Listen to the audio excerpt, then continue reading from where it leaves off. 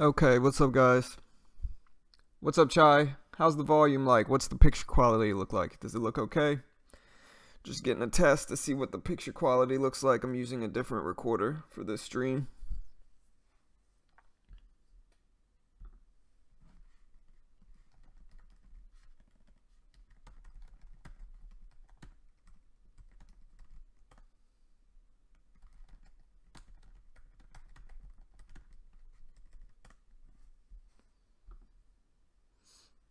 What's up, guys? Good morning. So I'm watching MBRX. It gapped up a little bit, reached a high of $2.79. It's at around 250 now. Watching CASI. It's at 263 now, gapping up a little bit, reached a high of 285. Oh, what's up, Chi? My bad, dude. See, I'm so used to saying Chai. I've been saying it for 2 years, you know. My wife even knows you as Chai, and so, my bad, man. But how's the stream look like, man? How's the picture? Picture looks good, volume looks good. Y'all can hear me okay? Sorry, man. I'm so used to saying chai, dude. I'll work on it. It's chi. It's like you have the power of chi, not chai latte. So I think I got it right this time. Good morning, Marwan. See, I know I'm saying Marwan's name right because he told me how to say his name in the chat room, like a week ago. And so Chai, or Chi, you should have just told me how to say your name a long time ago and we wouldn't be having this problem, man. Marwan, you say Marwan's name, M-A-R and then 1. So Marwan. So Chi, how does the picture quality look, man? Does it look good? Sound quality looks good?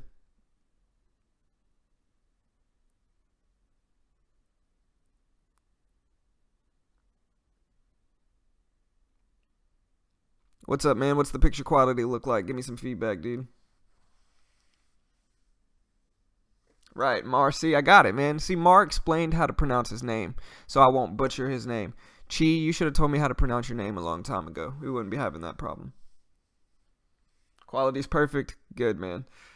So, yeah, I'm watching MBRX. See, this one gapped up a decent amount, but it gave up some of it, so I'm curious to see if it holds over this 250 point. Watching CASI to see if it keeps pushing up. I like it if it breaks that 285 mark for the test of $3. Watching CLSN. Chi called this one out in the chat. And so, good morning, Troy. What's up, man? Good, good. But yeah, I'm watching CLSN. It just broke over $5. That was a nice call out in the chat, Chi. Watching ROKA to see if it has a second day push after yesterday's big day. Hopefully UStock will allow me to trade that one. Watching HMNY, which has been on a huge tear. Gapping up more. Look at the daily on this thing, man. Look at this big run. Up from the 250s all the way to over $30 yesterday in after hours. Reached $33.10. So a big gap up with this one. Also watching ATHX. But I don't like this one as much just because it gapped up a big way and then it gave up most of it. It's down to the 250s now, so we'll see if it can hold over that. Also, I'm holding XGTI on Robinhood as a swing trade. I think my entry is about at 185, so we'll see if this one pushes up, and if it can't continue pushing up this morning at the open, I'll probably end up selling it. Also watching BLDP to see if BLDP pushes up.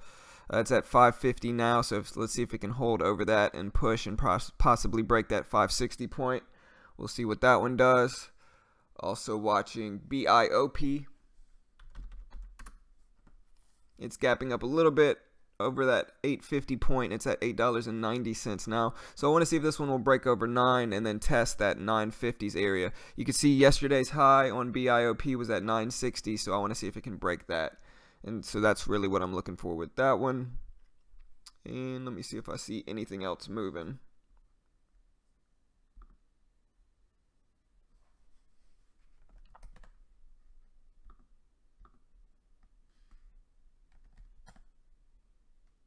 We'll see if we have anything else moving. So far, my favorite this morning is CLSN and CASI. I'm going to be watching ROKA again for a possible second day push, and hopefully my swing trade on XGTI ends up working out. Hopefully we don't have those problems we had yesterday with UStock.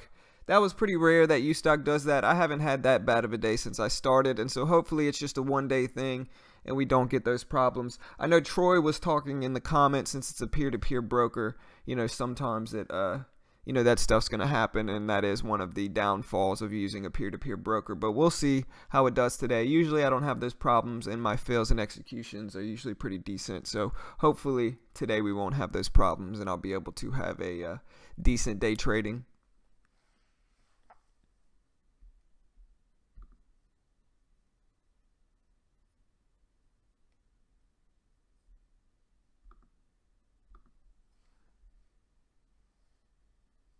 Let's see, they say MNKD.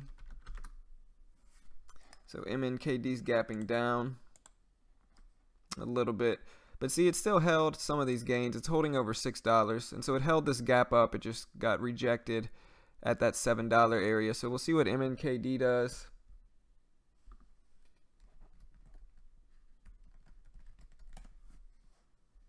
Let's see if I can find anything else moving.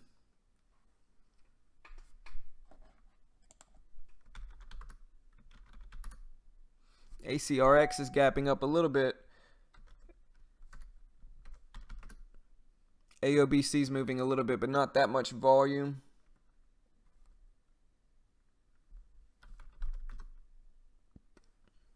Yeah, we went over ATHX already. It just gave up most of that big push.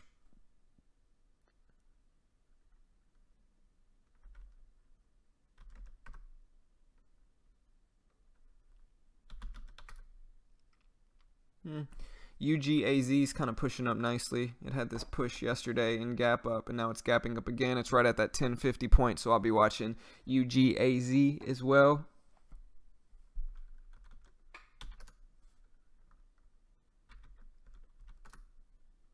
CLRB is gapping up a little bit as well. So we'll see if we can break that $2 point.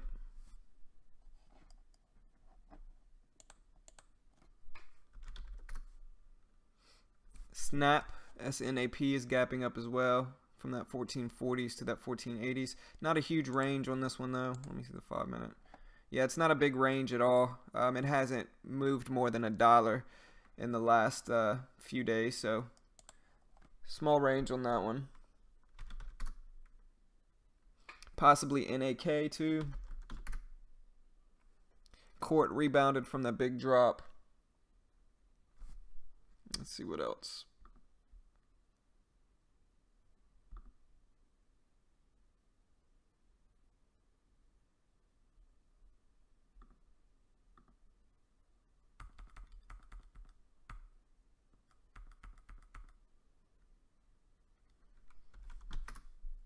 RRC, BLDP,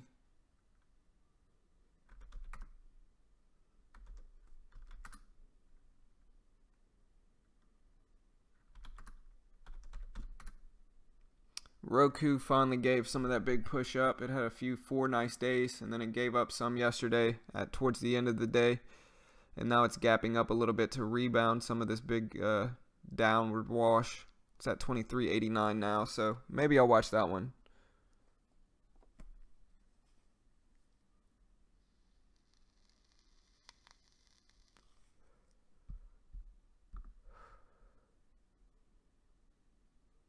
So Troy, I started with $1,000 on UStock. Really, I started trading about 2 years ago, maybe a year and a half ago, and I started on SureTrader.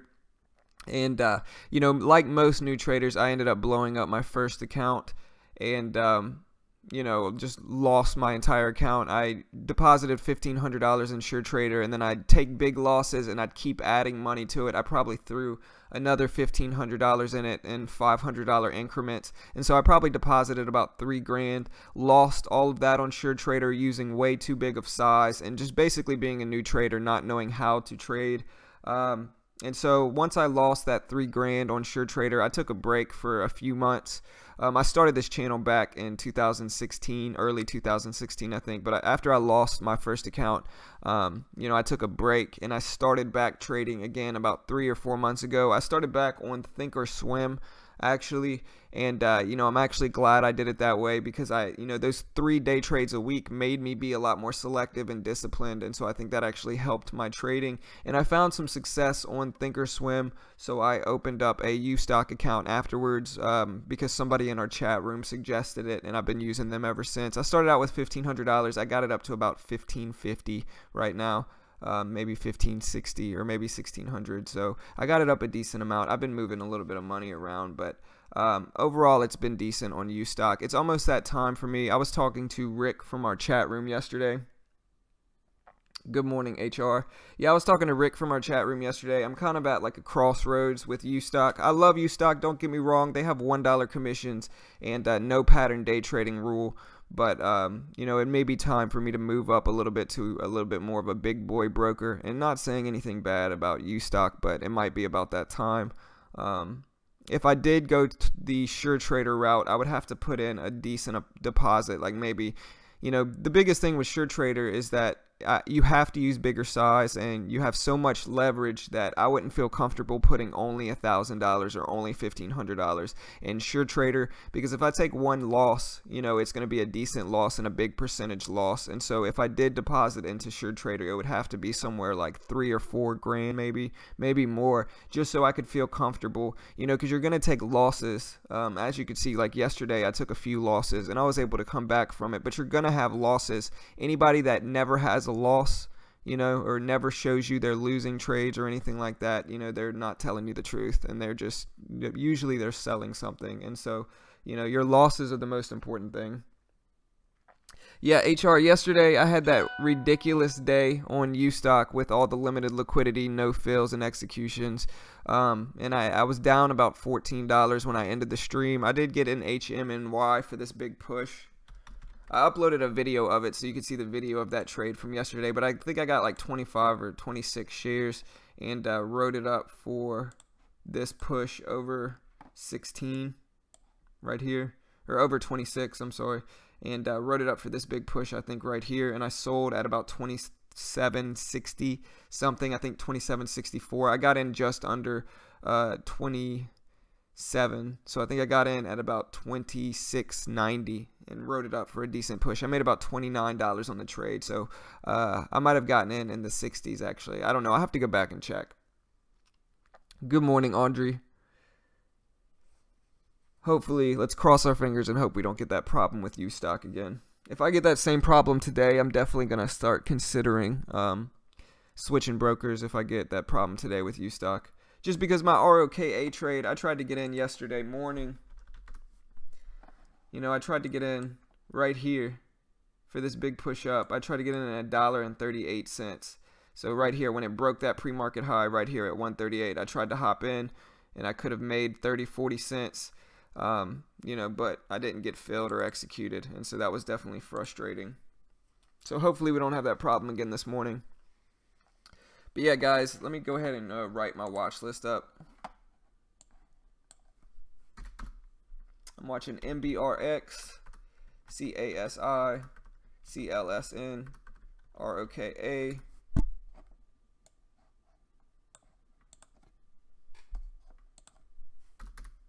HMNY, ATHX, BLDP, XGTI, and I'm swing trading XGTI. I got an entry of $1.85. I'm down 4 cents as of now, so we'll see if that one can push up. BIOP. Maybe watching ROKU to see if it can keep pushing up. We'll see. No, HR. I'm in Texas right now, man. So I'm in the U.S. I'm a U.S. citizen, so I got to get a U.S. broker. And I've had a SureTrader account. I still have a SureTrader account. I just SureTrader, I've gone over it before. I don't have anything against SureTrader. I actually think they're a decent starting broker. The biggest thing with SureTrader that hurts most new traders is that they offer that 6-to-1 leverage, that big margin and that 6-to-1 leverage. And so if you deposit $1,000 or $1,500 into SureTrader, all it takes is a few losses and your whole account's gone, just because you can buy so many shares when as a new trader you should be using extremely small share size, but you get that 6-to-1 margin and it's really tempting. And so that's why many new traders fail on SureTrader. SureTrader's platform is great. I love the DOS platform. I love the DOS platform and everything like that. It's just it's hard to stay away from that 6-to-1 margin. It's tough.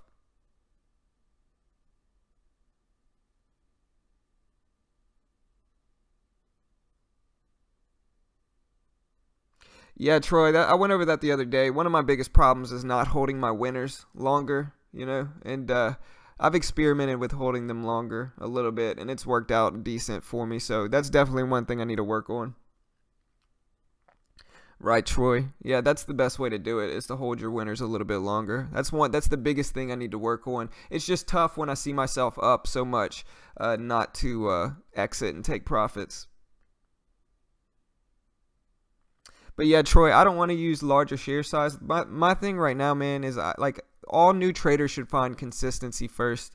And so I use small share size, really small share size, just because I want to find that consistency first, because if I try to move up in share size too soon, my account's going to be gone. And so on UStock, since commissions are so cheap, I'm able to use a really tiny share size, like 50 shares, and just learn how to trade that way. I think that's really important for new traders. I think the reason most new traders fail, like 90% fail, is because they use too big of size from the very beginning.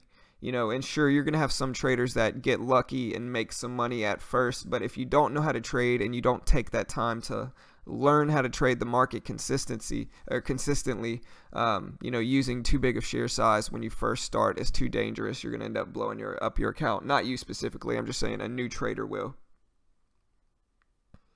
Right, risk reward setup is really important. I did a video on one of those. I'll watch other people's YouTube videos that are trying to teach and all this other stuff, and they never go over how to do risk reward, how to calculate it. That's one of the most important things in trading. You have to calculate your risk with how much room it has for it to push up, and if you don't do that, you're not trading correctly. And so a lot of these other people, they're not going over risk reward, they're not using it. And so that's one of the most important things. You have to have risk reward. You have to calculate it on every trade.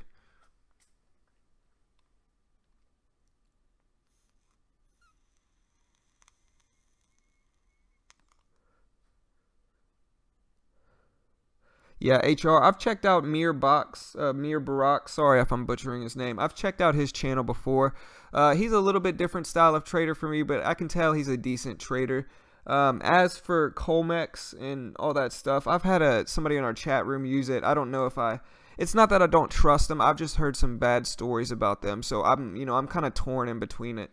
I can tell Mir is a good trader, and he's definitely a killer trader, really good at what he does. And so I can't really say anything bad about him. I've just heard some horror stories about Colmex and Mir. And so, I'm a little bit skeptical of it. So you can see CASI starting to push up, guys. It's up to 274. So we'll see if it can make that break of the $0.50 at the open. Man, HMNY. Look at HMNY, guys. Check this out. It's up to $34 right now, just under $34. So a massive move on HMNY. Every time I look at this stock, I think it's overextended. Every single time I look at it, I think it's overextended, but you can't really argue with these results these last few days. Look at these big pushes. Look at the hourly chart. Look at this big run. All the way up from 250s to 34 in like a month and a half. Would have been a killer swing trade.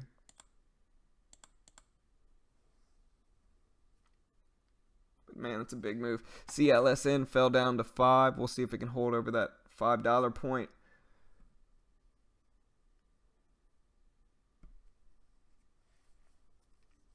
ATHX maybe starting to reverse and push back up.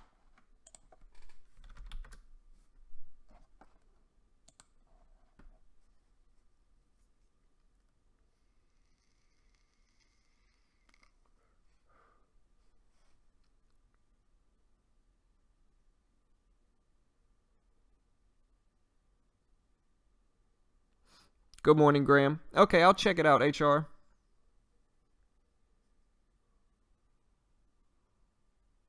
Good morning, Graham. What's up, man? So Graham is our resident penny stock or OTC trader.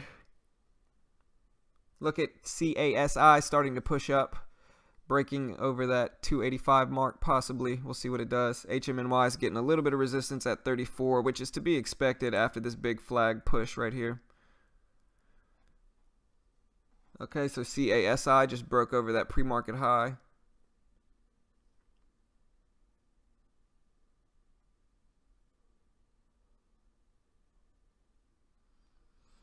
Yeah, Troy, I know you're not trying to promote anything, and here's the thing. Like, I've watched Tim Sykes' videos. I just think his videos, a lot of times his videos don't explain that much, and and I'm not saying anything against Tim Sykes. I think he's a hell of a trader. I really do. I just think that a lot of times with Tim Sykes' YouTube videos, they're more for kind of inspiring people, if that makes sense. He doesn't really go over the strategies that much, and you would have to spend $800 on a DVD to have him go over the strategies. And so that's the biggest thing. I know he goes over some of the strategies, but and I'm not saying his YouTube videos aren't valuable, because I've watched a ton of them. Especially when I first started trading, I watched a ton of Tim Sykes videos, and so I'm not saying anything negative about him. I think he's a hell of a trader. I just don't have that $800 to shell out for one DVD, and I can't necessarily say it's worth it. I just don't know. I'm not going to shell out $800 for any DVD, and I'm darn sure not going to put out thousands of dollars for a day trading course. And so, that's just my opinion on it. I know Troy. I've checked out Tim Sykes. I know about him. I've watched lots of his videos. I just don't have that much money, man, to pay $4,000 for a trading course, or $800 for a DVD. To me, that's a little bit ridiculous, and I understand it though. Like, I understand you have to pay for your education. It's not for me,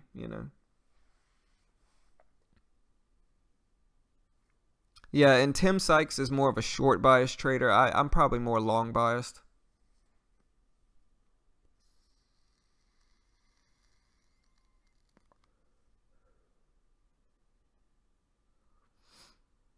Yeah, Troy, with just the DVDs costing over $500, it's just really expensive. Nothing.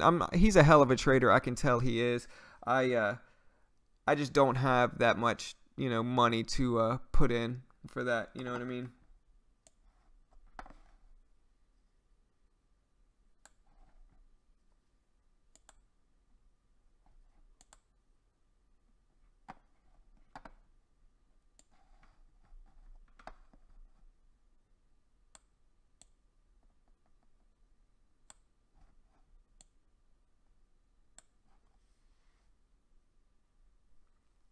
All right, guys, we got 20 minutes.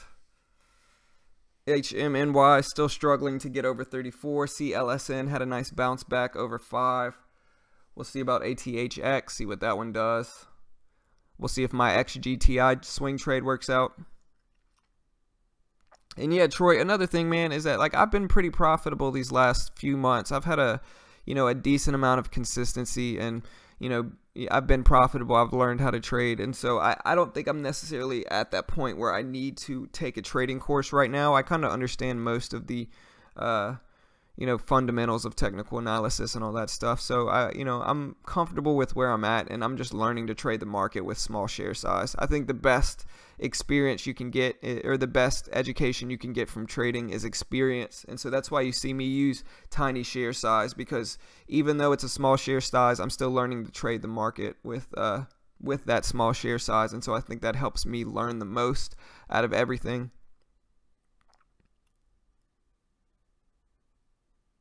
Yeah, trading tickers, isn't that Tim Grattani's course? Yeah, $2,000 for a DVD, bro. I don't know if I can swing that, man. I just don't know. I don't know if I could ever get myself to spend $2,000 on a DVD. I would feel horrible if I did that. And no matter what, even if that DVD taught me how to be a millionaire trader, I would still feel ripped off if I spent $2,000 on a DVD. Just to be honest, Oh, I read tons of books, Auto Body. I've read Millionaire Traders. I've read Jack Schwager's Market Wizards, the new one and the old one. I've read a ton of trading books. I love trading books, so I read more than I watch. But yeah, there's some good ones. My favorite trading book is Jack Schwager's Market Wizards. It gives you a really decent insight into like professional traders, and so that's my favorite.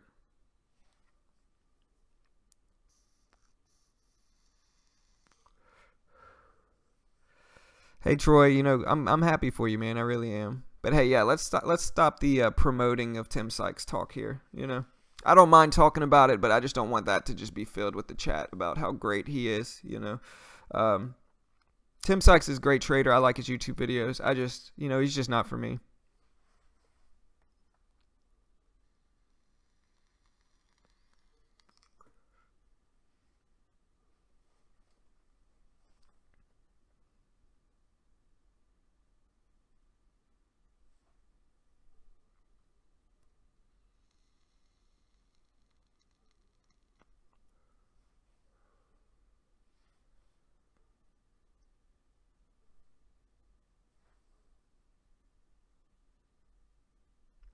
Yeah, Marwan. There's a lot of. Here's the thing. There's a lot of sketchy people on YouTube that don't really know what they're doing that much. You know, and a lot of times these people are trying to sell something. Like, I'm 100% free. My chat room is free. This live stream is free, you know, and I just try to teach people what I learn along the way. And so that's where my video lessons come from. But I'm a beginner trader. I'm a new trader. You know, I'm not trying to sell anything. I'm not trying to make a course or, you know, charge people for anything right now. I'm just kind of going over what has worked for me, going over what has not worked, and just letting my viewers decide, you know, how they feel about it. Because ultimately, I'm still a new trader, and I can't try to pretend. I'm not going to start charging people for courses or anything like that, which is the route a lot of people go. Good morning, Kay.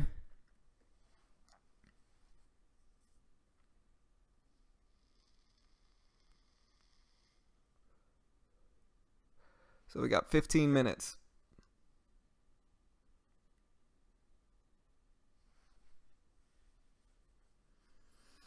Okay. 15 minutes, guys. Yeah, we'll see if XGTI, I'm holding this one as a swing trade. We'll see what it does.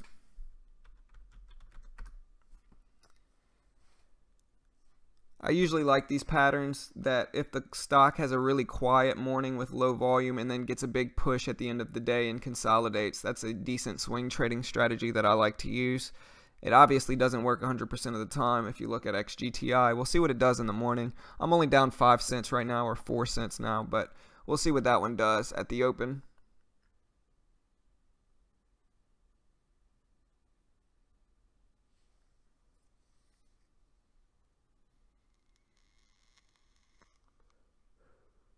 I mean, I feel the same way, Troy. You know, obviously I want my winners to be bigger than my losers, and most of the time they are.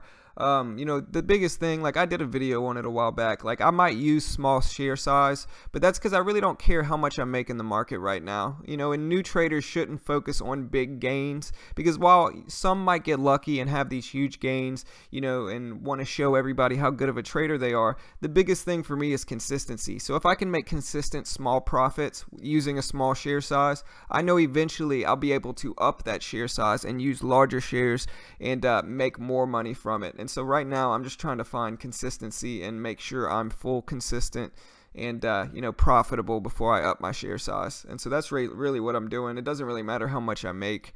You know, I have the money to deposit more into my account if I really wanted it to, but I just want to get consistency first and make sure my account's protected. You know, and I'm safe to move up in share size before I do. Because if I move up too soon, I'm just going to take away any profits that I've made so far, and it's not going to be worth it. So I just want to make sure I'm full and consistent first, if that makes sense. But yeah, no, Troy, like I said, that's one of the biggest things I need to work on is holding my winners longer. You know, I have to hold my winners longer and let them work for me. But everybody has a different style of trading. Some people scalp, some people swing trade, some people hold really long day trades throughout the entire day. Some people like to short these big movers at the open, and you know, so forth and so on. And so you really got to find your own style of trading. You can't really copy anybody else's, because you got to figure out what works for you and what works for your personality first. RGSE, Andre, let's check it out.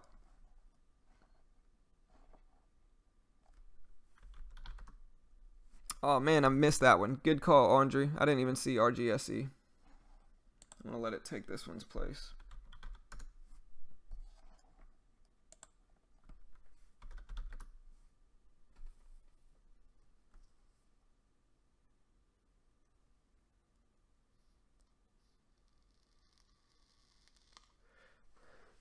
Yeah, Troy, usually they have good fills. Like if you watch all my other videos, UStock usually has decent fills.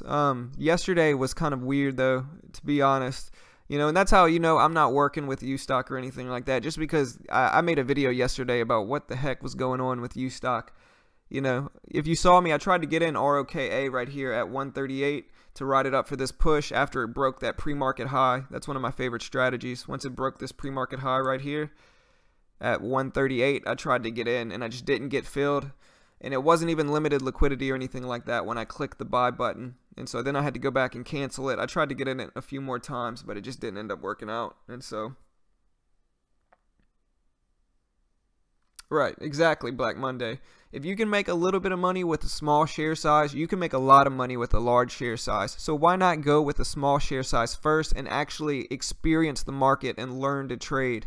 New traders fail because they don't take that time to actually learn how to trade the market. They jump right in with big share size, they take a few big losses, and then they quit saying trading's rigged or whatever it is. You have to spend months in the market learning how to trade, you know, before you can move up in share size. You have to use a tiny share size, in my opinion. At least that's what I did. Use a tiny share size at first, learn how to trade the market profitably with a very small share size, and then once you have that consistency and that profitability down, you can up your share size after that and take a little bit more out the market. But gain shouldn't be the most important thing when you first get started. Consistency and results should be. And so that's kind of where I stand on it, you know. It's just my opinion.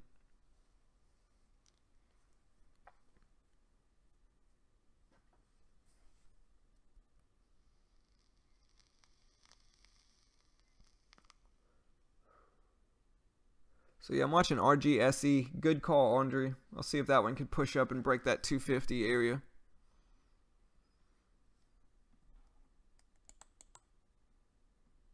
We'll see about ROKA as well. CASI couldn't break over that pre-market high in the 285 area. Got rejected at 286. CLSN kind of forming a little double top here at about 518. It's down to 505 now. We'll see if it can hold over 5.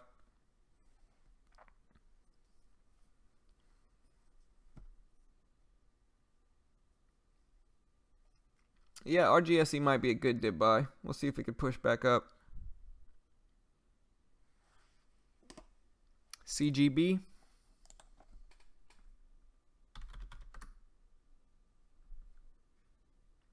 GGB.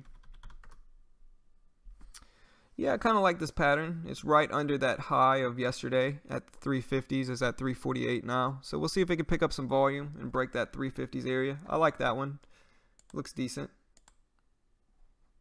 See if it can push over 350. Doesn't have a huge range at all, very small range, but if it breaks over that 350 point, it might kind of bring some traders in and get some volume. Yeah, RGSE starting to push up and test that $half area.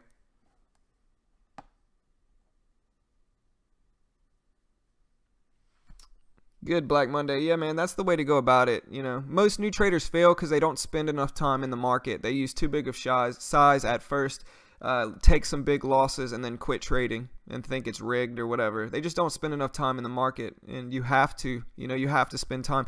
If you go back and like, that's why I like Market Wizards. You know, if you read Market Wizards by Jack Schwager, he goes over and it explains how most new traders don't jump right in and become profitable. Most of them lose money at the very beginning. And so you really just have to spend that time in the market to learn, you know, before using huge share size. So, what's up, Lewis? Good morning, man. Closed yesterday at 170.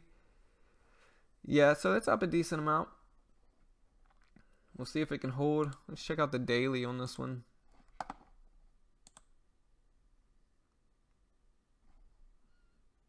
If it can break over $2, it has some room to 3.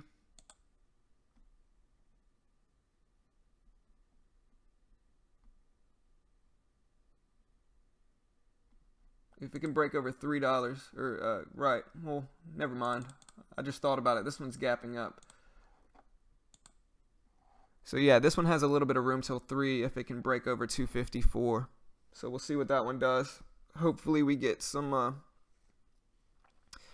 action at the morning. HMNY is still struggling to get over that $34 point. Yeah, the reason HMNY, at least what I heard, here, let me add GGB somewhere over here.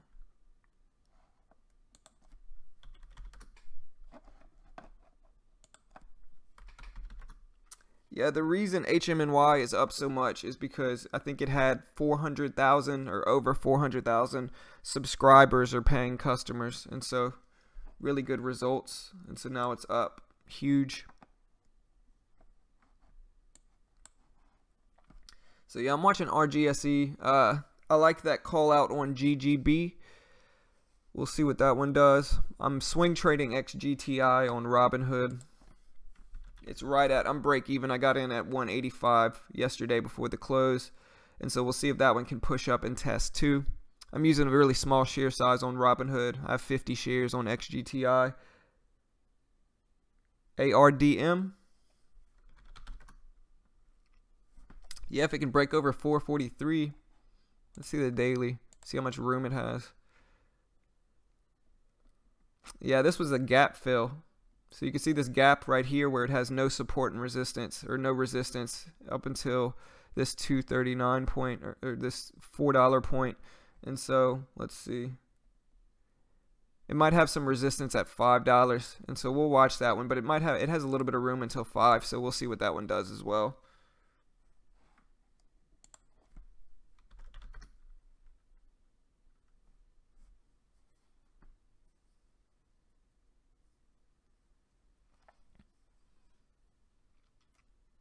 So yeah, guys, if you're new to the stream, make sure to hit that subscribe button. Every morning at 8:45 a.m. I go over what's moving in pre-market, and I trade live at the open for usually about an hour, maybe a little bit longer, just depending on what I get into. And so make sure to hit that subscribe button and click and like this stream. Hit that like button if you want to help support us. We really appreciate it. Marwan, man, see, look, I like trading price action, Marwan. You know, I don't like that many indicators. I used to use a lot of indicators, but I just like going on price action the most. I found that that's what works the best for me. I do like some indicators, like my favorite 2 indicators are the 13 EMA and the VWAP. You know, but I just like a clean chart. I just like trading price action the most. That's just my style of trading. It's what I've found the most success with. And, you know, Marwan, everybody's different. Every trader's different. Some traders like to use tons of indicators. Some traders don't like using any. And so I'm one of those that just likes to trade off of, you know, simple price action.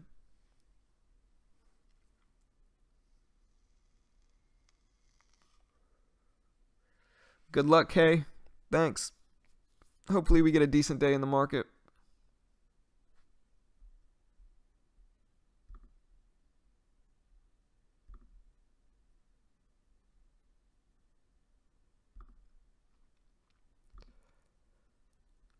Yeah, wait for the dip on RGSE. Yeah, I'm just watching it to see if it breaks that 254 area. I like to get in if it does that, but you may be right. I just want to see it hold over that 250s area.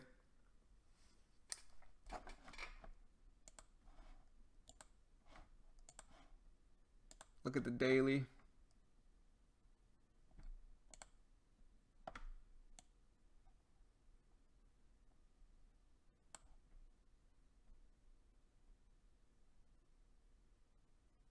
In the 350s, it has a little bit of resistance.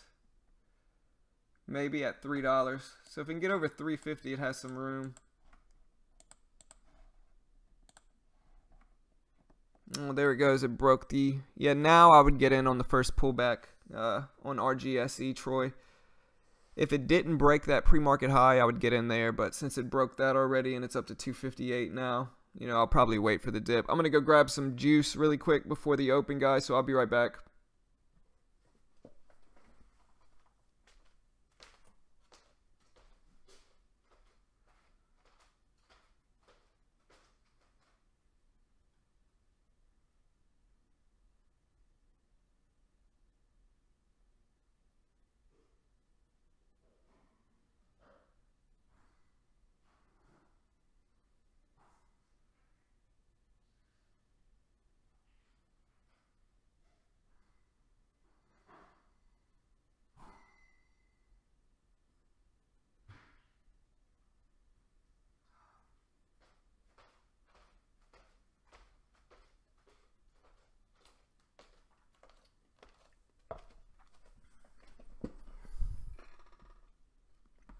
Okay, so I'm back.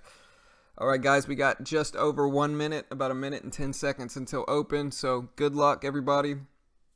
I hope we all make some money.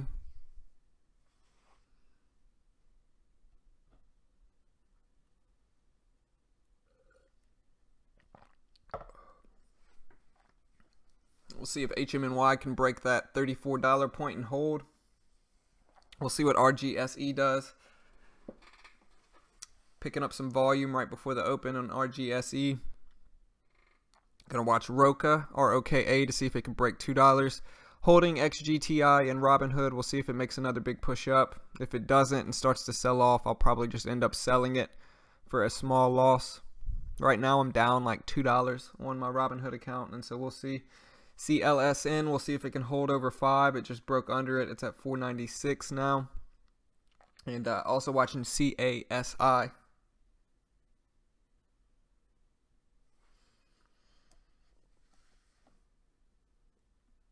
Yeah, on RGSE, I see at 57, there's a 15,000 order. All right, let's go.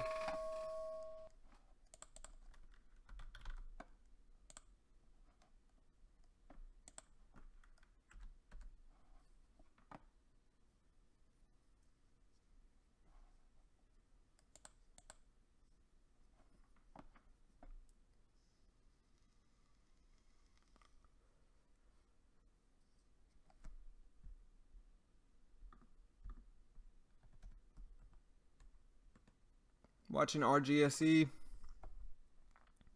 HMNY is making another big push.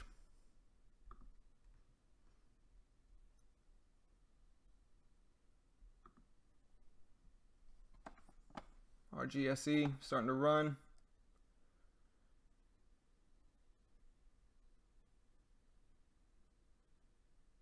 Watching it carefully. Watching CASI.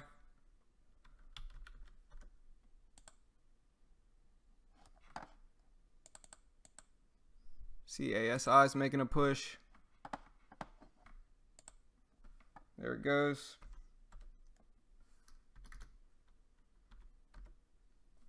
Watching CASI to see if it can break that $3 point.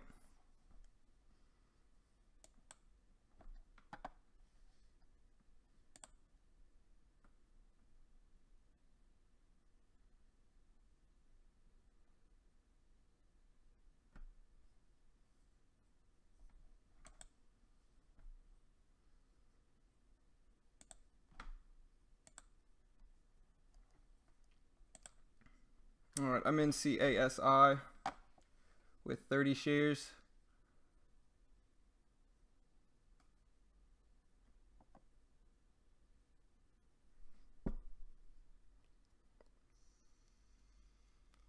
It's going to be a pullback right here on CASI. We'll see if it can keep pushing, test that 350s area is ultimately my goal.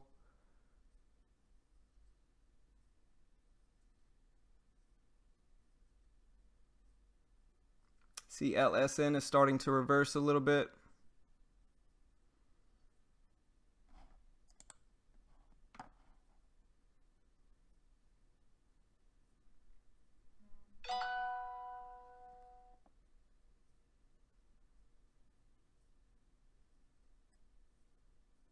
There we go.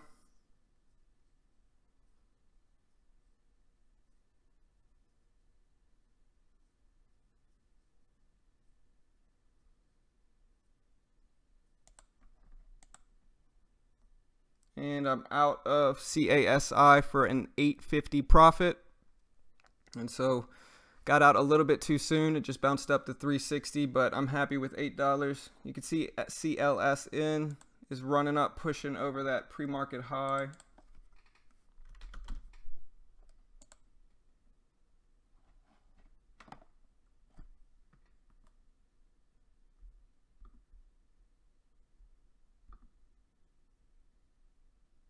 IBIC.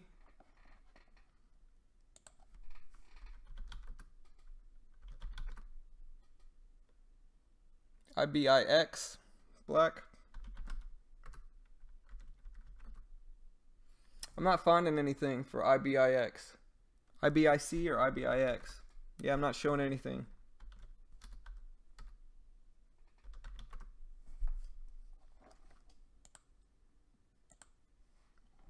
All right, so I'm watching CLSN. It looks like it's going to break that pre-market high.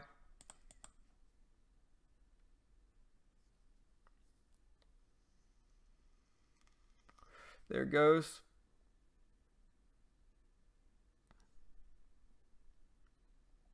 Got to start focusing on my XGTI trade. It's starting to push out really nicely. It's up to 88 cents, $1.88.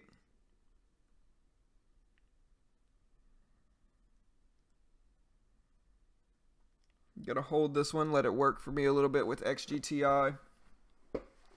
Looks like a nice pullback on CASI as well. Nice job, Andre. Looks like we had 2 winning trades. I finally broke my pattern. The last 3 days I've had a losing trade as my first trade, and I've been able to bounce back, but it's nice to get 1 profitable trade at the open on CASI. Watching CLSN. It's pushing up nicely up to 540.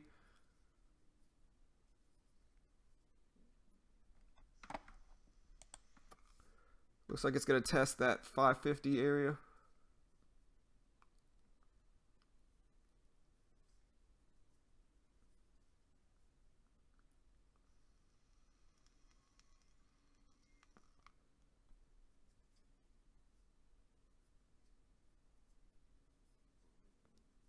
Still holding XGTI on Robinhood. It's up to $1.90. ROKA might be having a little red to green washout long setup. We'll see if it can break and test that $2. Big drop on RGSE. I hope you got out of that, Andre. LBIX. Big drop on CLSN too.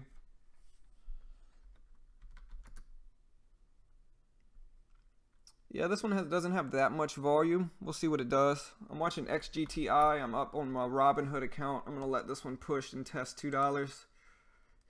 See if it can break that $1.98 high on Robinhood. I swing traded this one from yesterday.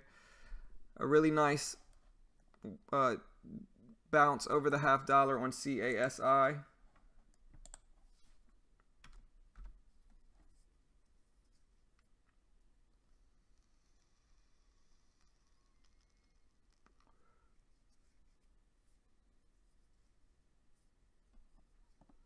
Really big push on CASI. I really like that first 1 minute pullback right here. I'm a little bit late though. So we'll see if it can test $4.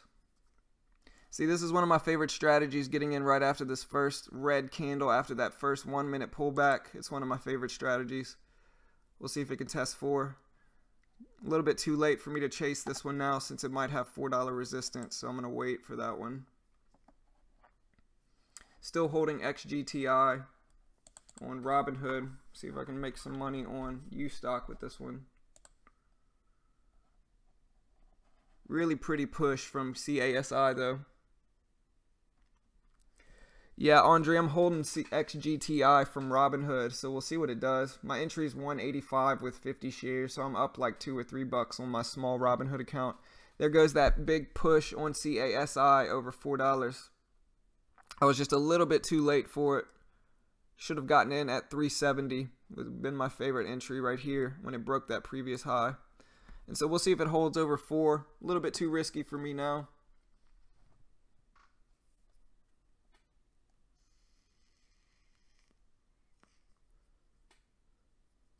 Nice job, Troy.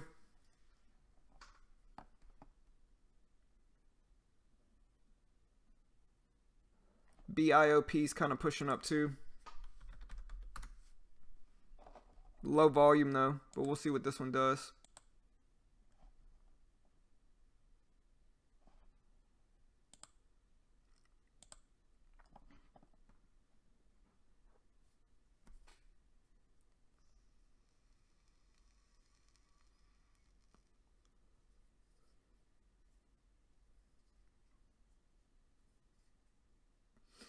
See, today with UStock, it was decent. Like, I got filled on CASI at a decent spot, made $8 or $9 from it at the open.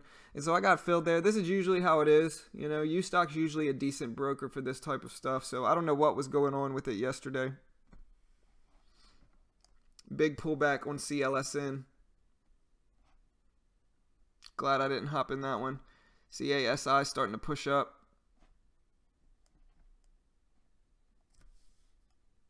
I'm going to get out for XGTI for a break-even trade if it pulls under 85. ADRM, Troy.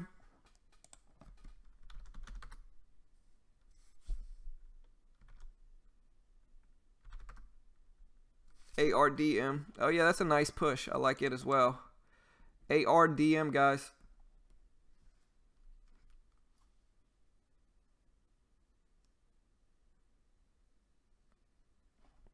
We'll see if it can break $5.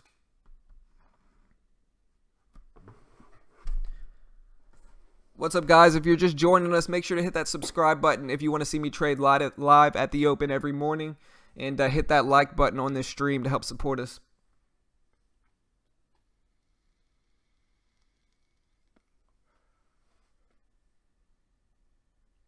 So XGTI, I'm about to get out if it drops under 85. We'll see if it holds support there. 85 is a crucial level. It's where it closed yesterday. And it had the most resistance at 85 cents. So we'll see if it uses that support now and makes this flag pattern, keeps pushing. CASI still pushing up. Should have held. Got out way too early. Got out at about 350. So on this pullback. So we'll see if it keeps pushing up. Got out way too early. WPCS.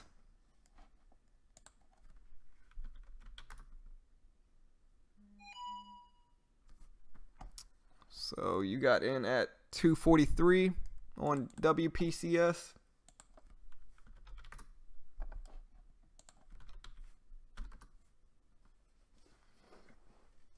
Yeah, with XGTI, I mean, it's a risk-free trade for me now. If it gets under 85 cents, I'm out. And regardless of what happens, I used a small share size on it. So it'll be a small loss if I do take one, maybe $1 on Robinhood.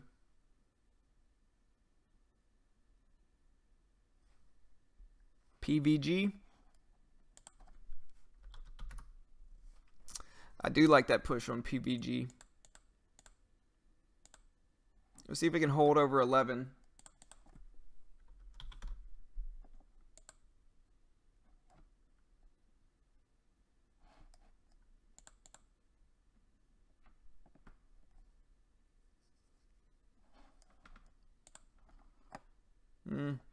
I like that push.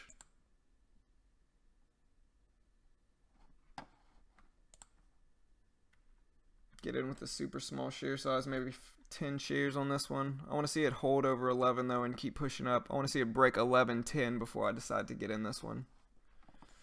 Yeah, I don't like these wicks right here on CASI. These big long up wicks. A little bit too big for me.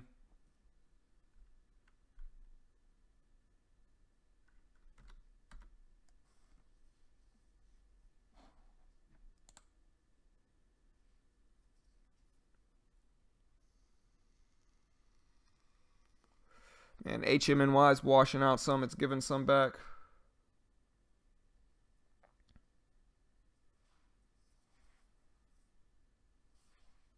Check out HMNY here. Look at this big drop. Wow. I hope everybody was protected because that was a $5 drop in a minute. $5 drop on HMNY. So pretty scary drop.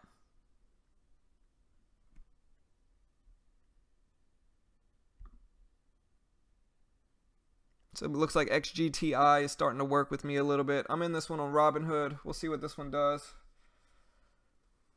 If it gets rejected here and starts double topping at 192, I might get out for a $3 profit on Robinhood.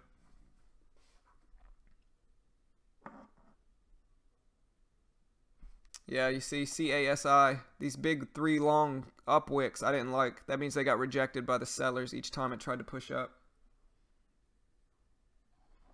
There goes PBG.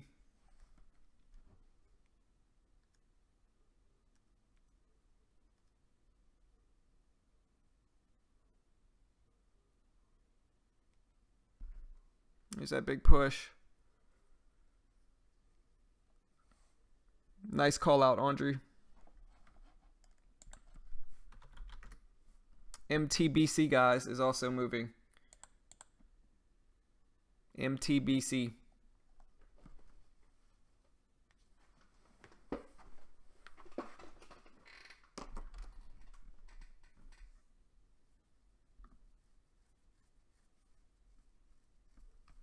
PBG. Yeah, HM&Y. Huge wash, but it's starting to pick back up and it started to rebound a little bit. It's at $33.30 now, so we'll see what that one does as well. Yeah, I'm still focusing on my XGTI trade on Robinhood. Does anybody know if you could set a stop loss on Robinhood? I haven't toyed around with it enough. Let me see. Oh, I can set a stop loss. Wow.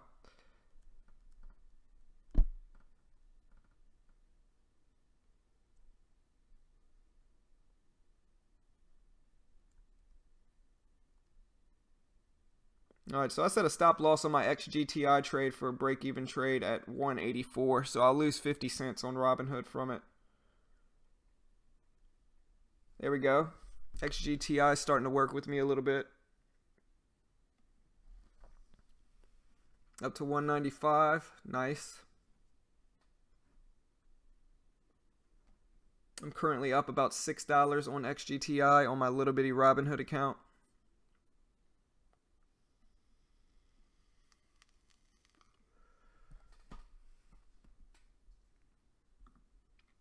Alright, so I've gotten in one trade this morning.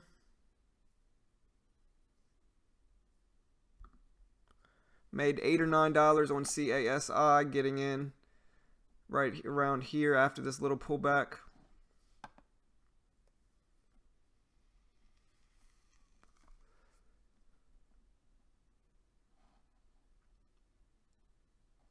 MTBC starting to push back and test that $3 area. XGTI is working with me nicely on Robinhood up to 195. See if we can test that 198 point.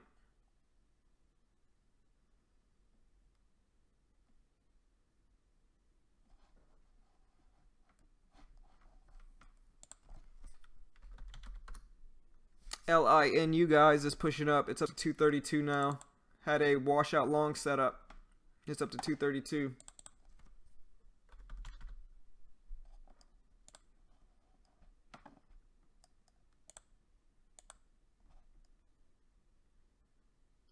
If it can break 235, it has some room over 250. So I might hop in. With a small share size of like 20 and then add if it breaks 250. Watch it for a pullback on it first though on LINU.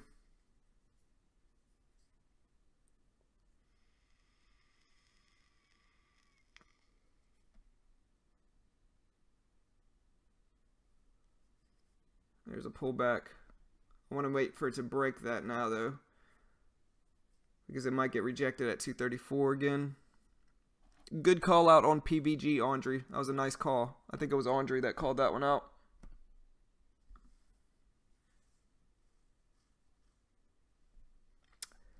Appreciate it, Kurt. Yeah, I figured it out. I set a stop loss on my XGTI trade at about $1.84. So if I do take a loss, it's going to be a 50-cent loss. So very small loss. I got in yesterday right before the close at 185.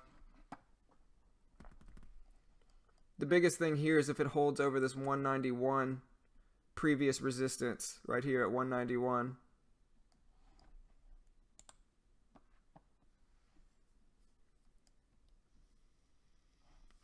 Doesn't look like it.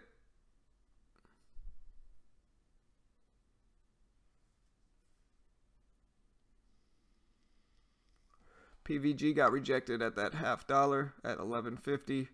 It needs a pullback though after this big move over 11, and so we'll see what this one does as well.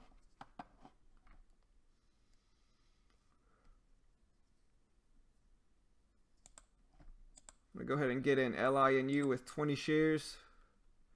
And no fill. Wow. I hope this doesn't start to happen again. Wow. Well, it happened again, fellas. Put a market order in with no fill, and it's limited liquidity again. Uh-oh. Uh-oh. That's ridiculous. This stock has the highest volume. Oh, well. All right, so no LINU trade for me, I guess.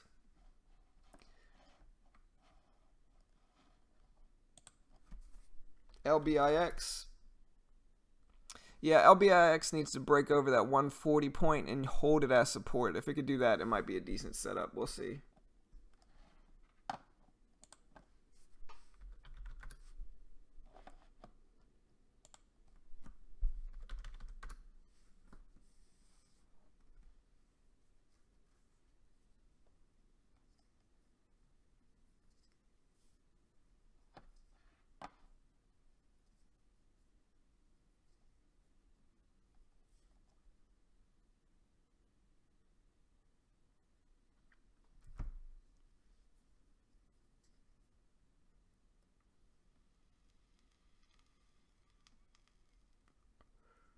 PVG broke over that $0.50. It looks like it's holding it as support, so I'm going to be watching that one for the break of 11.57 on PVG.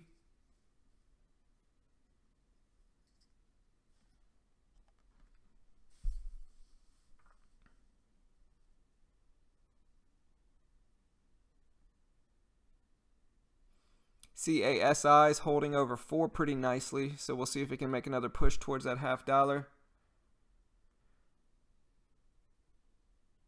I'm still watching XGTI. I'm holding it on Robinhood. I may get out soon for like a $2 or $3 profit, just because I don't like this pattern it's making. Yeah, I'm out on I'm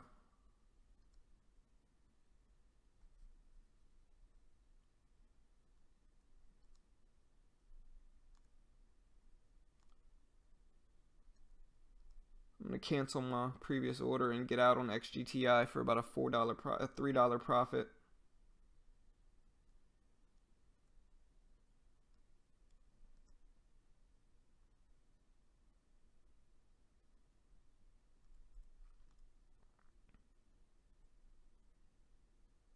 All right, so I'm out of XGTI for a $3.50 profit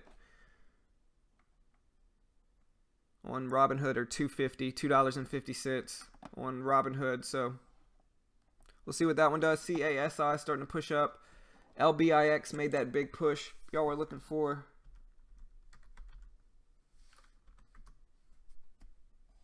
There we go.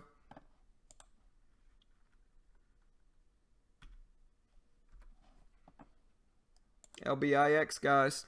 Good call out. I want to see it hold over this $0.50. If it dips back down here and tests it as support and holds, I'll probably end up jumping in. Just because the volume's going to start picking up now that it broke that high of the day.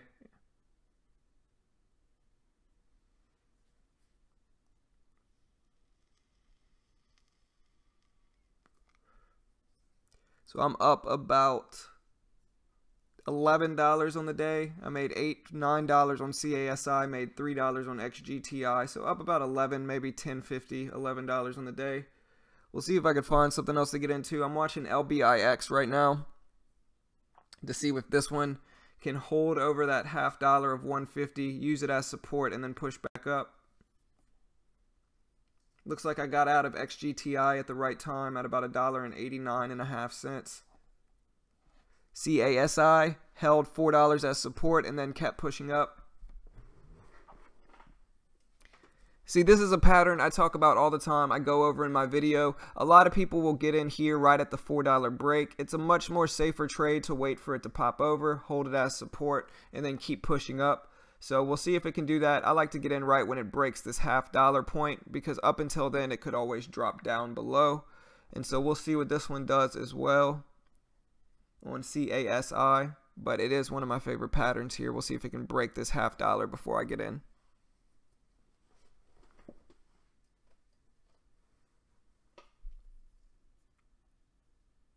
PVG looks like it couldn't hold that $0.50. It's at 11.43 now. LINU's pulling back in a decent way. Looks like a nice pullback if it can hold that for the most part. So I'm watching CASI to see if it breaks that $0.50. LBIX couldn't hold that $0.50 as support. It's at 148 now. We'll see. There goes that push for CASI. It's up to the 450s, up to 453. Up to 459, up to 460. See, that's one of my favorite patterns. I was just a little bit too late for it, but oh well. At 159 now, broke over that $0.50. I want to see it hold that $0.50 as support though before I get in. LBIX couldn't hold, so we'll see what that one does as well.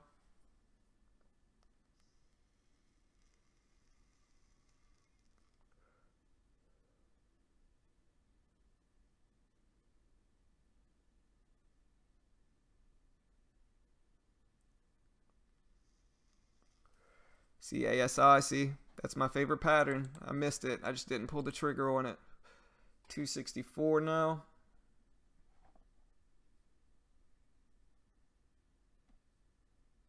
See if CASI tests $5 today. It's already up such a decent amount. It's up about just under 100%, and so we'll see what that one does now. Glad my order didn't get executed on LINU. It's at 219 now. It's too big of a pullback. It needs to hold over 221 for me to really like it.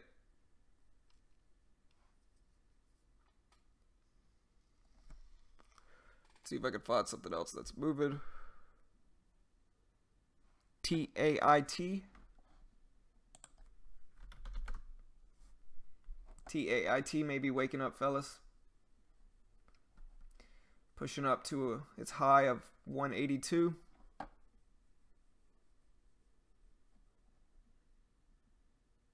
We'll see if the volume picks up.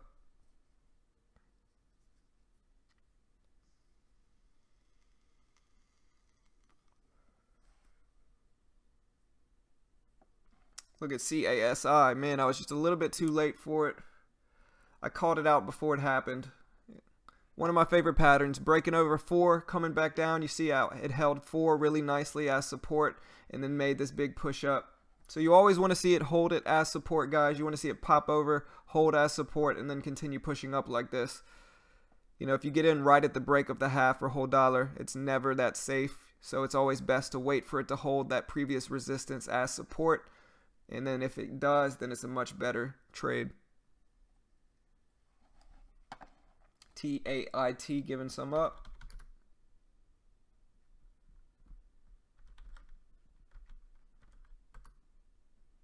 HMNY, wow, that's a big wash. Down $10 from its high. Its high was at just under $39. It's at $29 now.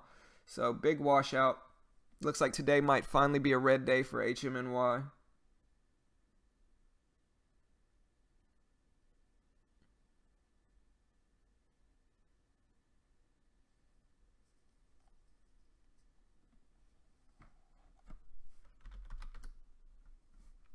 Watching MTBC, see what that one does.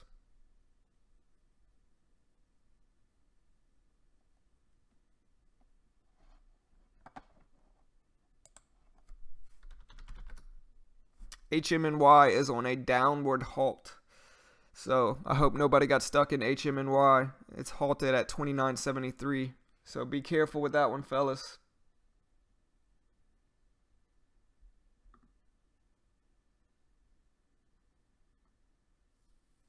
Nice job, Troy.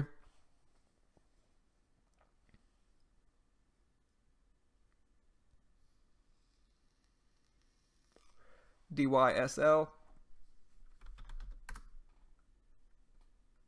Now we'll see if the volume can pick up on it when it breaks that $0.50.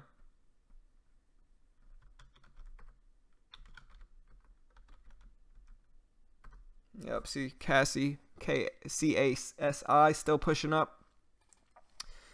See, I have a little bit of fear of missing out here, some FOMO, just because I called this one out right before it happened. Broke over 4, hold it as support, and then continued pushing up. One of my favorite patterns, but I missed it. Can't complain too much. I'm green on the day, up about $11. And so, can't complain too much about it, but definitely missed the boat on this one. I got in way early here in the 330s, I think, earlier. Rode it up for that 350 push, but missed out on this monster push. I know, Troy. I should have stayed in.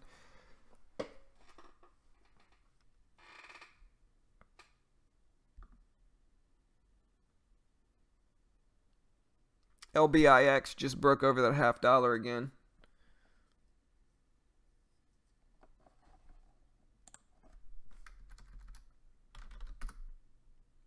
MACK has been slowly grinding up today.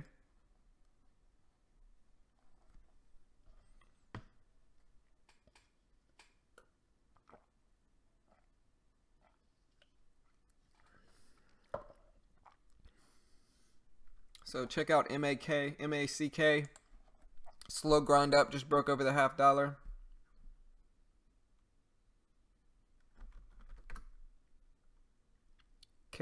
KTWO. So it looks like LINU resumed, and it actually resumed higher. I'm surprised. So LINU is bouncing back a little bit up to the $31 area.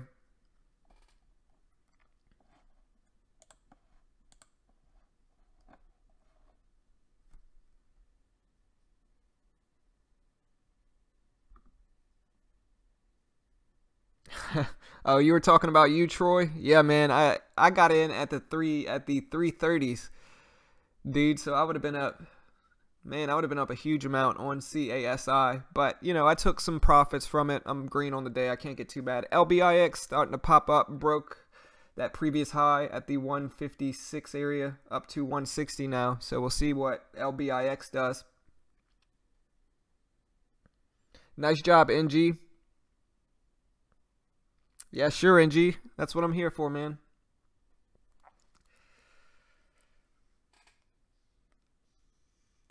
Yeah, if you're new to this room, guys, make sure to hit that subscribe button. I trade live every morning. I go over what's moving in pre-market at 8:45 and trade live every morning. LBIX starting to push up nicely, hit that 170 high, and so we'll see what that one does as well. I'm green on the day, and so I'm taking my rest of the day slow.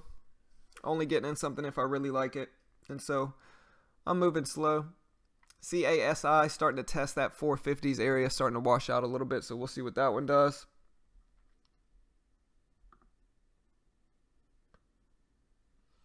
LBIX pushing up nicely though.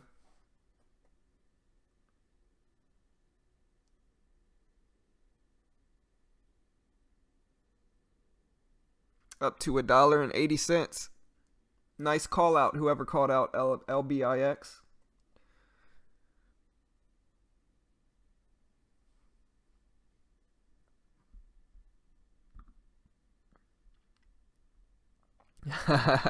Nice call, Black Monday. I think it was you that called it out, Black Monday. Good job, bro. Nice call out, man. It's testing $2 now, so hell of a call out, dude. Awesome trade, bro. Nice job, man. See, now CASI is flagging. It's pushing over that 450s mark. It's just the biggest thing that's stopping me from getting in it is, number one, it's the third flag coming up. And so I trust the third flag less. Plus, this thing is up almost 100%. And so, huge amount. It's already up almost 100%. And so, really overextended. I'm going to be watching it, but I don't know. LBIX breaking over $2 now, guys. Good work. Nice call outs.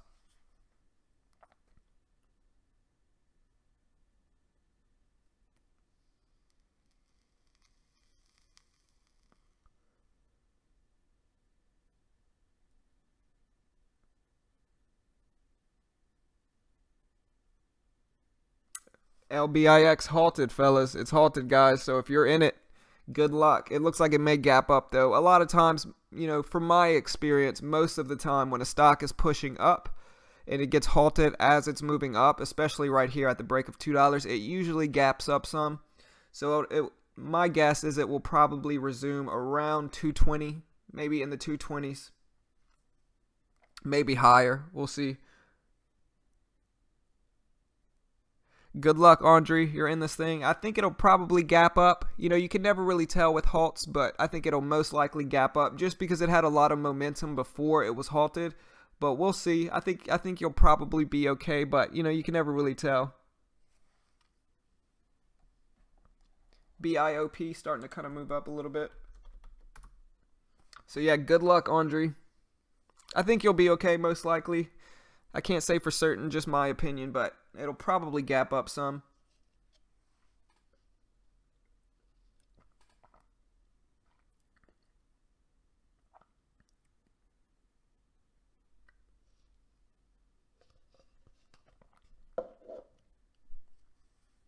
We'll see what that one does.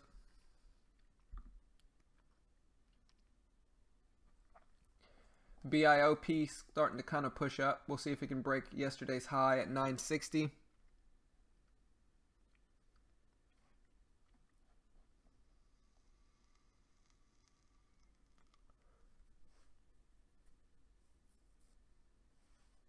Watch if CASI can base over 450 and push up for another flag.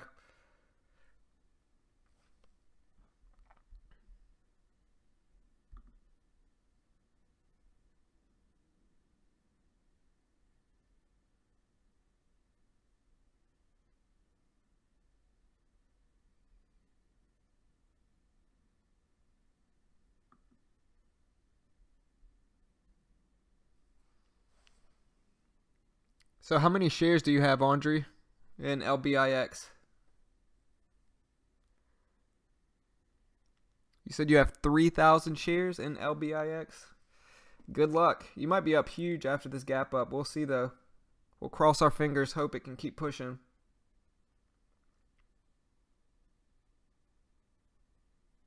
We'll see how much it gaps up. It usually if a stock's pushing up like this and has this much momentum before the halt, it usually ends up gapping up at least some.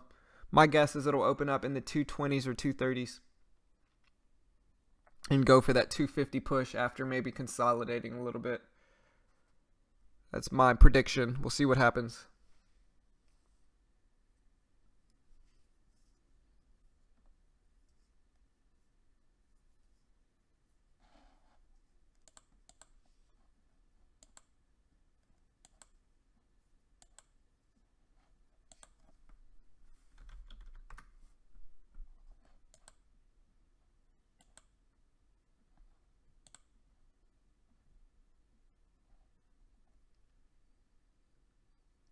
So it's most likely a circuit breaker halt, just tons of volume.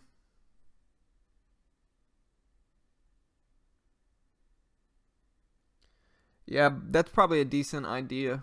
Black Monday is set a stop now. But see, ultimately that means if it opens up under $2, you immediately get out. Set a market stop, maybe. I don't know though. I'm not an investment professional. Not liable if you lose money. Got to protect myself. But yeah, I think it'll probably gap up though. Just because it's not up too much from yesterday's close, and it moved up really nicely, had a lot of momentum pushing up for that $2 break. And so it'll probably end up gapping up, you know, like I said, I think it'll probably open up in the 220s, maybe the 230s, and then it might consolidate for a little while before pushing 250. But who knows, it could push right through 250s, it could gap down. Never really can tell.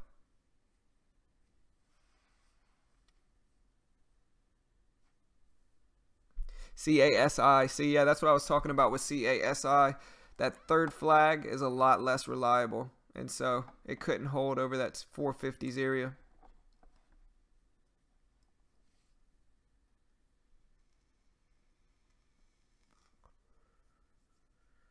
We'll see what LBIX does. And again, guys, if you're new to this stream, make sure you hit that subscribe button and like this video. It does a lot to help support us. See, boom, there it is. Opened up at 222. Down to 208, 207. See if it pops right back up. Up to 211, down to 205, down to 201, down to 197. We'll see if it bases over $2.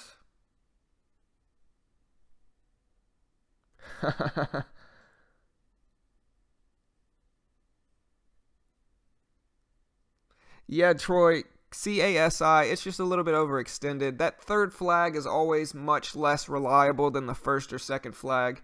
And so, you know, while that first flag here, you can see on the 1 minute chart, the first flag here was nice, second flag here was nice, third flag was nice as well. But when it tried to make that fourth flag, it's just a lot less reliable after the third one.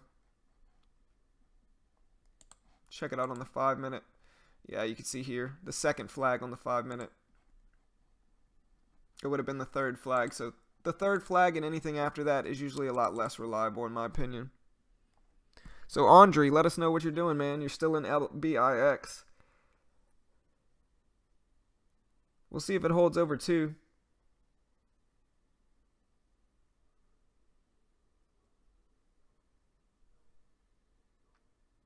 $1.58 dip buy.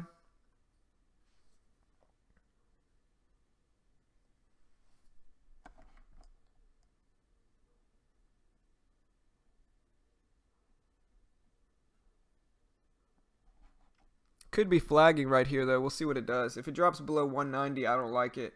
But we'll see if it can hold over 190.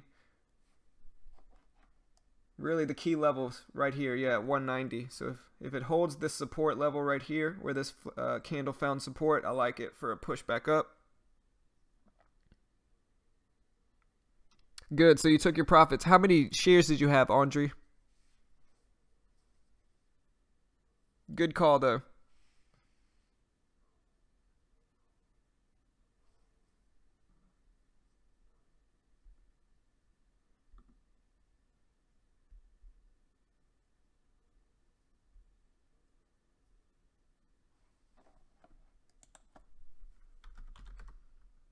CYBE starting to pick up some volume. ARCI. Ooh, I like that ARCI pattern. Look at this, guys. Check out ARCI.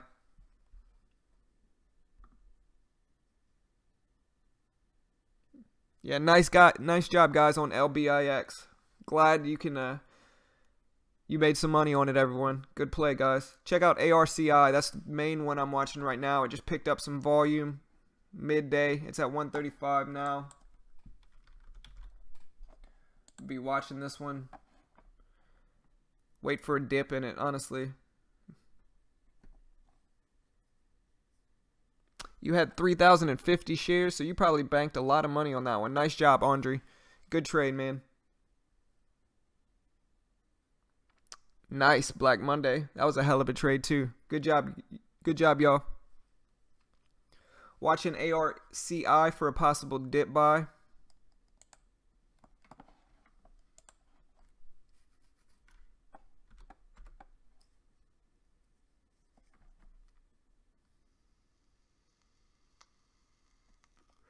Gotta wait for it to test that previous high before I hop in. Nice job, Troy. Oh yeah, Troy, I love trading, man. Trading's for sure my passion, man. I love it, as you can see with my videos. There's no cooler job than a trader. I don't know how I feel about this big dip in ARCI. I'm going to be watching it though.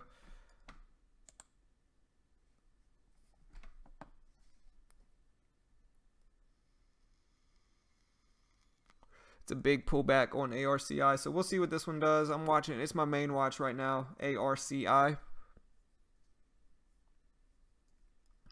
But nice job, Troy.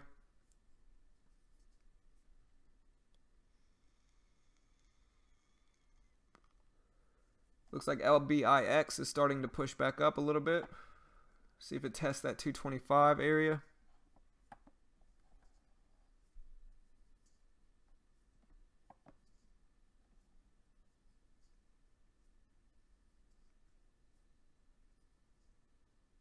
I might hop in ARCI really quick with like 30 shares, set a stop loss for 10 cents. So I'll only lose $3. All right, I'm in ARCI. I'm going to set a stop at 122 or 124 for a $3 loss. All right, so I'm in ARCI with 30 shares. Just a very small position. My stop loss is set for a $3 loss, and so we'll see what happens with this one.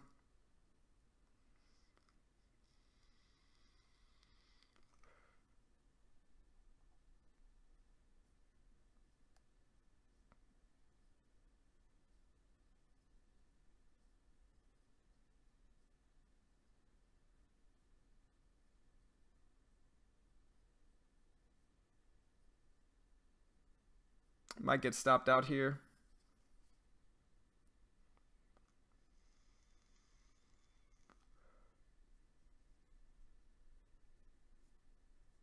Look at LBIX. LBIX pushing up nicely, guys. Big push. It's going to test that $0.50 area.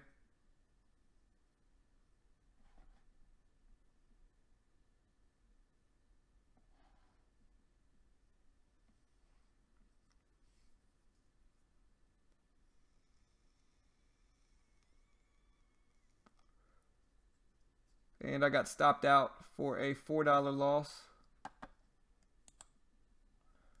$4 loss on ARCI. So I am up $7 on the day so far.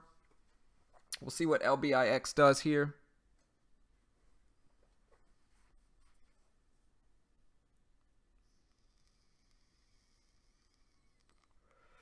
Yeah, I should have waited for it to break that previous high on ARCI. Got out at a good spot, though, once it broke over to that previous resistance.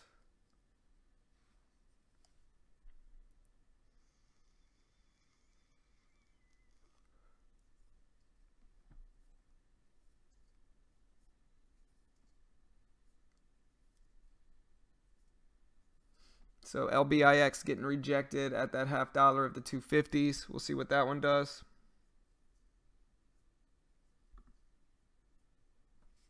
MTBC. Yeah, MTBC is starting to reverse a little bit. It's at 316 now.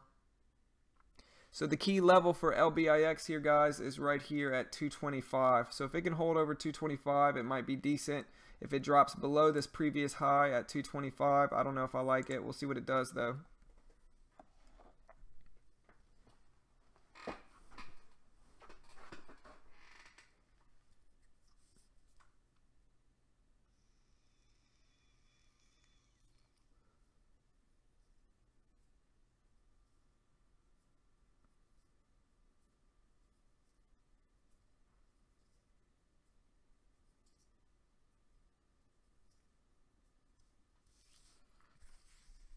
Also watching MTBC to see if it can break over that previous high at 319.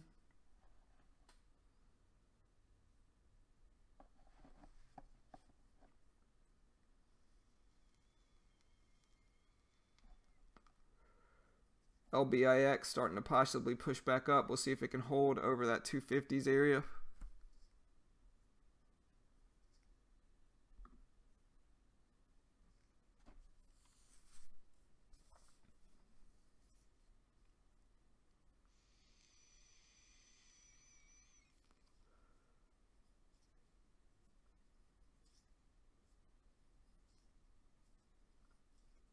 Just going to try to test that 250s area. Yeah, it might be a good short here, Troy, on LBIX. Just because it has that $0.50 resistance. We'll see what it does, though. It has some decent volume, so it probably will try to test 250s. We'll see, though. It might be a good short. I understand that trade idea, though. I understand that short. Just because the 250s area is some resistance. We'll see if it gets rejected there.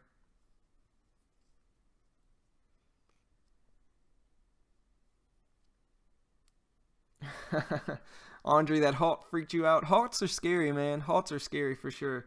You just never know what happens. And so you were smart with it, though. You sold right as soon as it opened back up, which was the way to do it.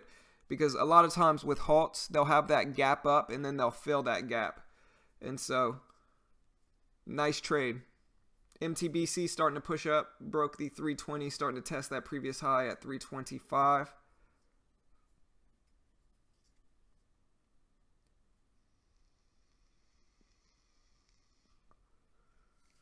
I'm going to let the stream go until 9:30 today, so about 12 more minutes. Nice breakout on MTBC, pushing over that previous high. We'll see if it dips back down and holds it as support.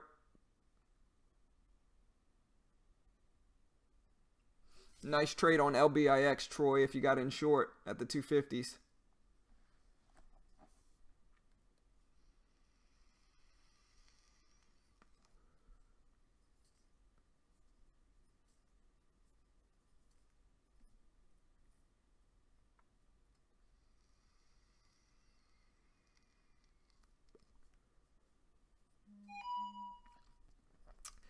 Yeah, Black Monday, it definitely needs a pullback. There's a big run today. It opened up in the 120s area, and now it's at 220s. And so it's up $1. Watching MTBC, if it pops over this and then holds this previous high right here at 325 as support, it might be a decent long play. Watching it closely. Nice trade, Troy. Good job, bro.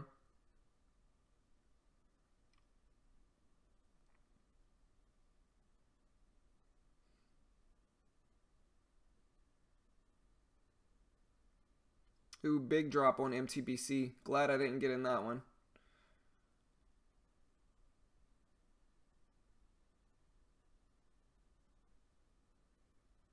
Yeah, we'll see if LBIX pulls back. It's forming another flag pattern. The key level here, you can see on the chart. If you want to see what I look for, it's this key level right here where it has support and resistance.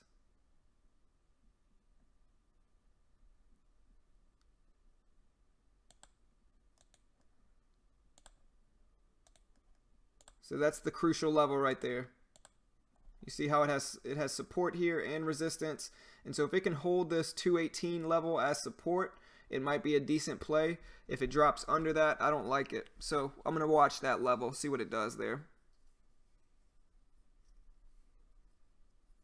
Nice job, Troy. Good trade, bro. Yeah, I kind of miss shorting, man. Especially since I've been trading as such a long bias trader for so long. It helps me spot potential shorts. And so, you know, I've been consistently profitable with being a long bias trader, but I definitely miss shorting.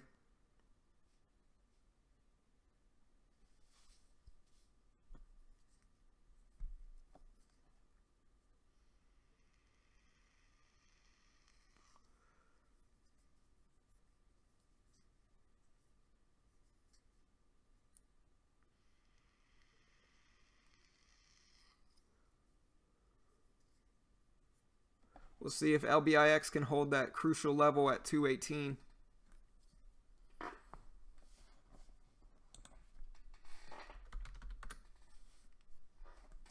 LINU holding over 220 relatively well. We'll see what that one does now.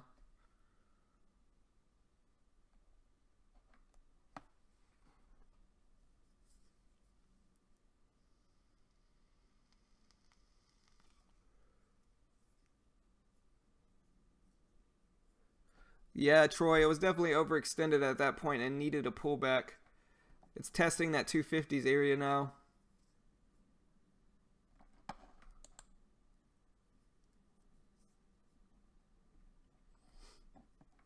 See, at this point, though, this is when a lot of longs get trapped. It might break over this 250 area and then pop right back down.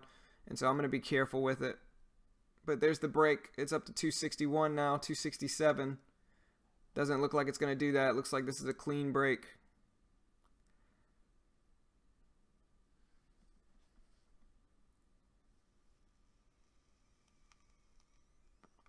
We'll see if it holds.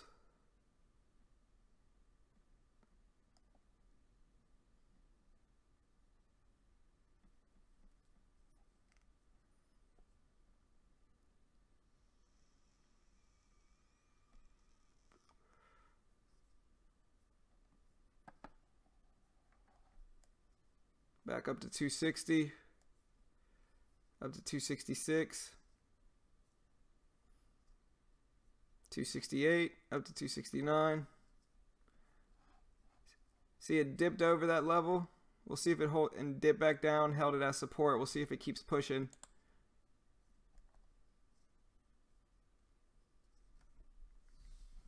What's up, Dan? Yeah, man, no problem, man. UStock trade, don't get me wrong. Like, if you watch yesterday's video, UStock trade definitely has some problems. You know, specifically a lot of limited liquidity sometimes, and sometimes you just don't get filled.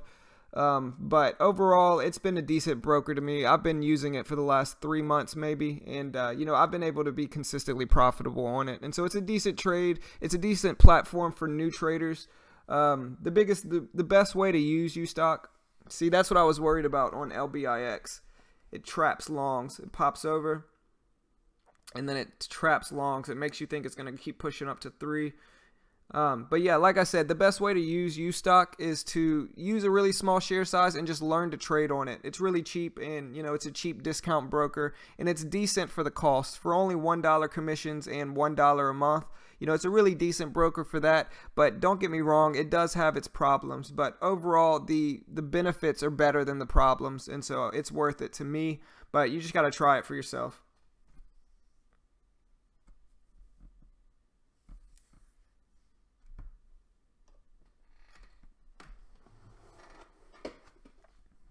Nice, Troy. Yeah, trading is a life changer, man, for sure. You know, like I run for work, I run a small Amazon business, and so that's honestly where I make most of my money. I sell stuff on Amazon. I have my own Amazon business. I also publish Kindle ebooks. I have about 40 or 50 ebooks published on Kindle. I didn't write them. I outsourced them and paid other people to write them for me, and then I publish them under my name after they relinquish the rights to me, and I make royalties from those each month. And I also have an Amazon store. That is my main job. I'm also a real estate agent as well, and so really I have 3 jobs, but all that plus trading, it gives me a decent amount of freedom to kind of do what I want. You know, I don't have to wake up at any specific time or anything like that, and so that's why I love trading. It gives you that freedom. I think it was Black Monday, Andre. I think it was actually Black Monday that alerted LBIX in the chat.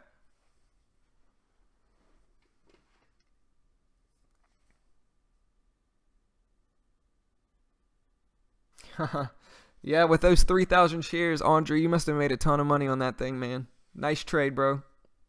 Everybody had some good trades today. Actually had a winning trade as my first trade, so I broke that cycle. Lately, it's been I have 1 losing trade and then a few winners, and then today I had 1 winner and 1 loser, but I'm up about $7 on the day so far. I might get into something else, though. We'll see. Taking it slow, though, up on the day.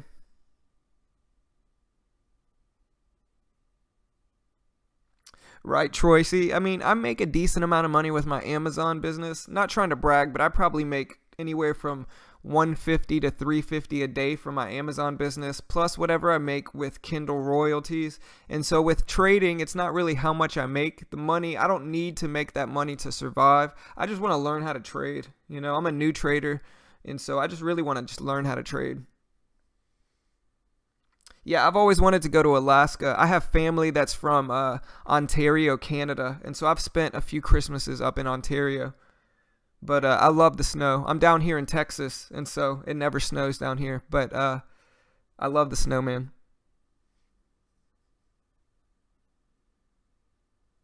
True. Low income tax. Very true. Still watching LBIX to see if it breaks that $2.80 area.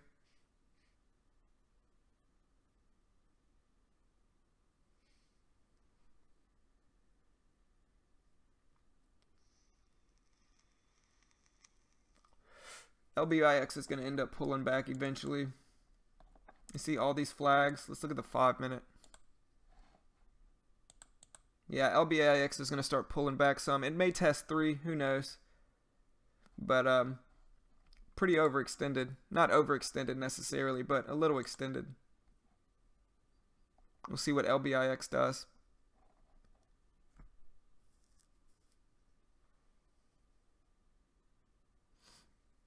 Yeah, Dan, I use Robinhood as well. I usually try to stick with Robinhood for my swing trades. Like I had one trade this morning on XGTI. I made like $3 on it, but if you've watched some of my previous videos, I use Robinhood for swing trading. They're a decent broker. They're not bad, especially with free commissions, and so I can't complain too much about Robinhood. I use UStock trade to day trade, and then Robinhood to swing trade. But swing trading is the most effective, where you can get in and out in pre-market and after hours. And so if I do move up and my swing trading becomes that successful, I will probably end up switching to Thinkorswim maybe for swing trading specifically. NG, no, I don't use FBA. So I fulfill it myself. I'm self-fulfilled on Amazon.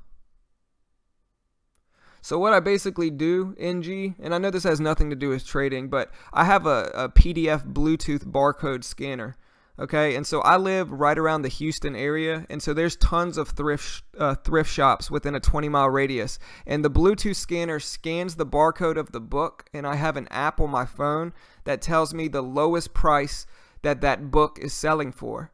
And so I've been doing it for 4 years. So I just go to thrift stores in the area and buy books for like $1, maybe 50 cents a book. But I scan them and I see how much they're worth. And if they're worth over like $10 or $12, I buy them for 50 cents and resell them, making, $11.50, $9.50 profit or whatever it is. And so I've been doing it for 4 years, and I probably have about 4,000 or 5,000 books in my inventory now. And so every day after I get done trading, I confirm my orders and ship them out and pack them up and bring them to the post office once a day. And so it's a used book business. But yeah, I've been doing it for so long. I have like 4,000 or 5,000 books in my inventory. I probably sell anywhere from 30 to 50 a day. And so I just make money that way. And I make a run to the post office once a day to drop off my orders. WPCS.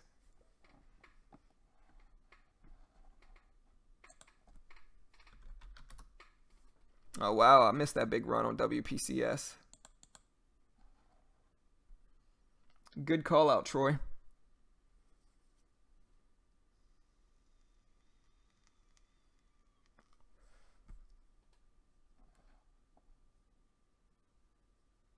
We'll see if it tests $3.